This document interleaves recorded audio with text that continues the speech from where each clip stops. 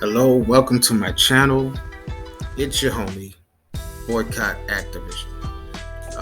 Today we're going to talk a little bit about the PlayStation Showcase. We're going to talk a little bit about uh, Nintendo RipOffs, right? So recently a game was announced from Square Enix, and of course it looks like an iteration of Splatoon. That's obvious, right? And the Nintendo, gaslighters are out in full force trying to make it seem like this game has no originality because the game has Gatling guns, the game has sniper rifles, all original from Splatoon. This is a Shigeru Miyamoto idea, like flamethrowers. Shigeru Miyamoto made that, right? Right, because the game has kill streaks. Oh my, kill streaks? That came straight from Shigeru Miyamoto. Like, who would have thought of kill streaks and airstrikes and stuff like that? Like, who? So innovative. So the game is obviously iterative of Splatoon. It's pretty much you color a map with a liquid, and you get to use these traversal mechanics on the liquid or in the liquid or whatever. But they're trying to make it seem like there's nothing new. Like, you have like a jetpack and stuff. Like, oh my god, like, you know what I mean? Like, Splatoon definitely had its original ideas.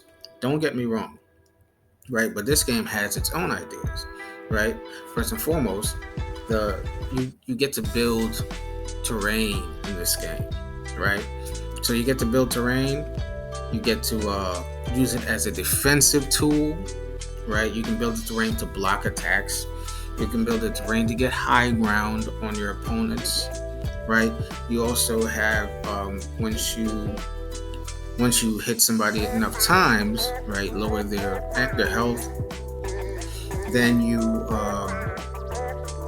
now have the ability to they turn into a bubble, and they can use like these melee attacks or these traversal surfing attacks to get a kill. You know what I'm saying? So it has its own ideas. It also has these pets that help you along with multiplayer.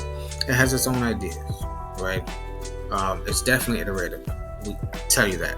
But today we're going to talk about Nintendo ripoffs, because the old trope of Sony stealing from Nintendo all the time. Sony has no original ideas. Guess what? Nintendo steals a lot more. And I'm gonna use the word steal. Right?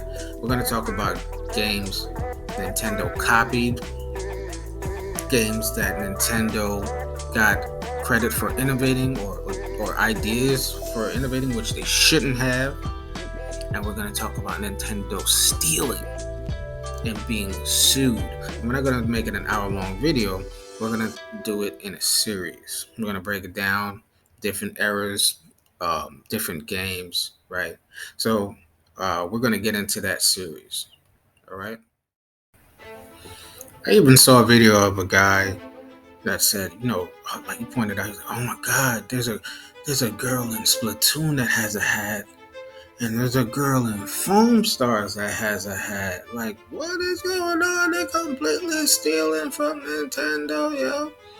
And it's obvious that there's a bias whenever, and this is not your usual bias where you can't show examples of it. It's obvious. Whenever PlayStation does something similar to Nintendo, it's always pointed out. The journalists are no better. They always point out, they always make fun of it, make it a joke, you know what I'm saying, a running joke. PlayStation has no originality. They always steal from Nintendo.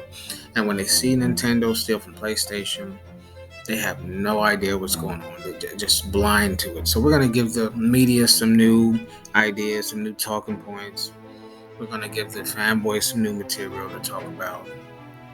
And we're going to talk about Little Big Planet. Little Big Planet is one of the more important games in the last 20 years, I would say, because it pretty much originated the play, create, and share concept, innovated it, so to speak. So from that you get games like Minecraft and builders and all type of stuff like that. Plenty of games have been inspired by Little Big Planet and Minecraft and so on and so forth. And one game who was almost directly inspired by Little Big Planet was Mario Maker 1 and 2. In Mario Maker, you can create stages, right? You can create platforms, you can add intelligence you can add characters, enemies in the game, traps, so on and so forth. And who did that first? PlayStation with Media Molecule. They started showing this concept, I believe, in like 2006, 2007, 2006, right? And Nintendo was inspired by it. They took the idea, they made Mario Maker. Nobody's the wiser. Nobody sees it. Nobody sees the connection. Somehow, I'm the only one that points it out, right? Nobody makes a joke or running joke about Nintendo always copying Sony, right? And it goes all the way back, right? We can talk about Nintendo was copying PlayStation from very early days. But we're gonna talk about this right now. So Mario Maker copied Little Big Planet. Let's all breathe it in. Let's all accept it. Nintendo steals. So let's take it back a little bit, right? Because I'm going to show you that Nintendo was a liar and a thief from the beginning. Let's talk about the beginnings of Nintendo. Let's talk about Donkey Kong. See, what a lot of people don't know is there was a time where when Nintendo transitioned to gaming, Shigeru Miyamoto didn't know how to make games, right? So they would hire companies to make games.